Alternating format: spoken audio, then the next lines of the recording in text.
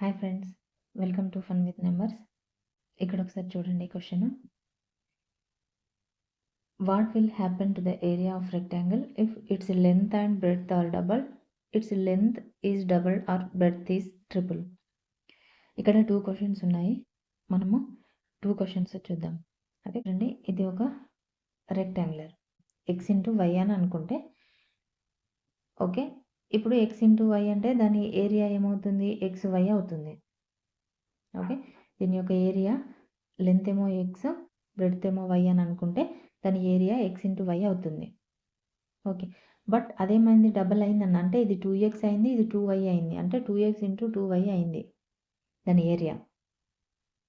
అప్పుడేమవుతుంది? 2x into 2y అంటే అప్పుడేమవుతుందండి? Area 4xy అవుతుంది కదా. అంటే ఇప్పుడు చూడండి, ఈ xy ఇక్కడ xy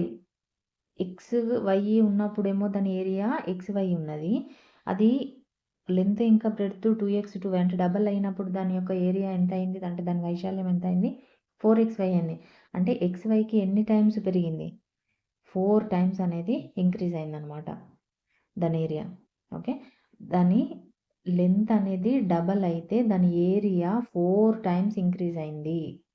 ఓకే, అది 2 టైమ్స్, దాని లెంత్ బ్రెడ్త్ 2 టైమ్స్ పెరిగితే, 2 రేట్లు పెరిగితే దాని వైశాల్యంలో మార్పు 4 రెట్లు పెరుగుతుంది. అర్థమైందా? ఇంకో క్వశ్చన్ ఏమన్నాడు? Its length doubled and breadth tripled. అంటే దీని యొక్క లెంత్ ఎక్స్ వై ఉన్నప్పుడు ఏరియా ఎక్స్ వై ఉంది కదా, కానీ ఇప్పుడు ఏమన్నాడు? లెంత్ ఏమో డబల్ అయిందంట, అంటే లెంత్ 2x ఉంది, బ్రెడ్త్ ఏమో ట్రిపుల్డ్ అయింది, అంటే 3y అయింది. మనకు రెక్టాంగులర్కి ఏరియా కనుక్కోవడానికి ఫార్ములా ఏంటి? లెంత్ ఇంటూ బ్రెడ్తే కదా. లెంత్ 2x, బ్రెడ్త్ 3y అయింది, అంటే అప్పుడేమవుతుంది? 6xy అవుతుంది, అంతే కదా. 3 2 6 xy. ఇక్కడ చూడండి, ఇది xy ఉండింది, ఇదేమో 6xy అయింది. లెంత్ 2 టైమ్స్ బ్రెడ్త్ 3 టైమ్స్ పెరిగితే ఎంత అయింది? దాని ఏరియాలో మార్పు ఎంత శాతం పెరిగింది? 6 రెట్లు పెరిగింది అనమాట. ఓకే, ఇది 2 రెట్లు, ఇది 3 రెట్లు పెరిగితే టోటల్ దాని వైశాల్యంలో మార్పు ఎంత అండి? 6 రెట్లు ఇంక్రీజ్ అయింది. ఇది xy ఉండేది, ఇది 6xy వచ్చిందనమాట. ఓకేనా? ఇవన్నీ బండగా ఇది ఇంత ఉంటే అది అంత ఉంటుంది అని చెప్పేసి గుర్తుపెట్టుకోకుండా, ఆ క్వశ్చన్ అక్కడ వాళ్ళు క్వశ్చన్ ఎగ్జామ్లో అడిగినప్పుడు మనం ఇలా ఒక ఎగ్జాంపుల్ తీసుకొని చూస్తే ఎంత పెరిగిందనేది మనకు ఆటోమేటిక్గా అర్థమైపోతుంది అనమాట. అర్థమైందా? ఇక్కడ ఒకసారి చూడండి, ఇంకో క్వశ్చన్ చూడండి. What will happen to the area of square if its side is doubled or halved? 2 questions ఉన్నాయి ఇక్కడ కూడా, ఒకసారి అబ్జర్వ్ చేయండి. మనం 2 క్వశ్చన్స్ అబ్జర్వ్ చేస్తే ఏంటి అంటే, ఇక్కడ చూడండి, ఈసారి స్క్వేర్ తీసుకున్నాడు. ఓకే, స్క్వేర్ మామూలుగా 2 అన్ని sides, all sides are equal కదా. ఓకే, ఎక్స్ ఉంటుంది అని అనుకుంటే దాని ఏరియా ఎక్స్ ఉంటే ఏరియా ఎంత వస్తుందండి? X square. Side into side కదా స్క్వేర్ యొక్క ఏరియాకి formula. Okay, X into X square, X into X అంటే ఎక్స్ స్క్వేర్ వస్తుంది దాని ఏరియా. ఇప్పుడు ఇక్కడ ఏమన్నాడు అంటే దాని సైడ్ అంటే డబల్ అయిందంట, అంటే ఎక్స్ అనేది 2x అయింది, అంటే అప్పుడు 2x ఇంటూ 2x అవుతుంది కదా. అప్పుడు ఇది 2x అవుతుంది, ఇది 2x అవుతుంది. అప్పుడు 2x ఇంటూ 2x ఏమవుతుంది? 4x స్క్వేర్ అవుతుంది. చూడండి, ఇంతకు ముందు ఎక్స్ ఉన్నప్పుడు దాని ఏరియా ఎక్స్ స్క్వేర్ అయింది, 2x ఉన్నప్పుడు దాని ఏరియా 4x స్క్వేర్ అయింది, అంటే ఎంత టైం పెరిగింది?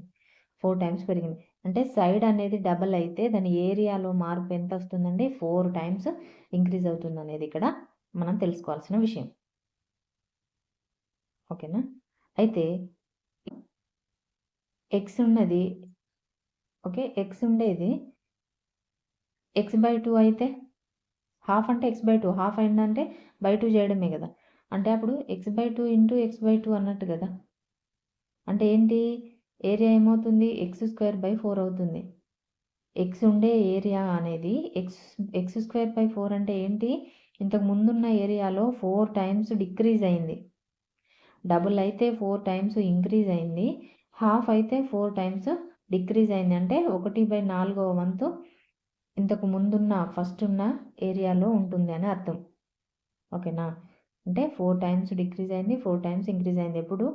సగం పెరిగితేనేమో 4 టైమ్స్ ఇంక్రీజ్ అయింది. సగం తగ్గితేనేమో 4 టైమ్స్ డిక్రీజ్ అయిందనమాట. అర్థమైందా? ఇట్లాంటి క్వెషన్స్ అడుగుతున్నారనమాట. వీటి మీద కాన్సంట్రేషన్ చేయండి. అండ్ బట్టిగా గుర్తుపెట్టుకోవడం కంటే ఇలాగా మనం అప్పటిదప్పుడు ఇలా ఏది ఇచ్చినా సరే మనం చేసుకునేలాగా ఇలాంటి ఒక ఎగ్జాంపుల్ తీసుకుంటే మనకి ఈజీగా వచ్చేస్తదనమాట. ఓకేనా?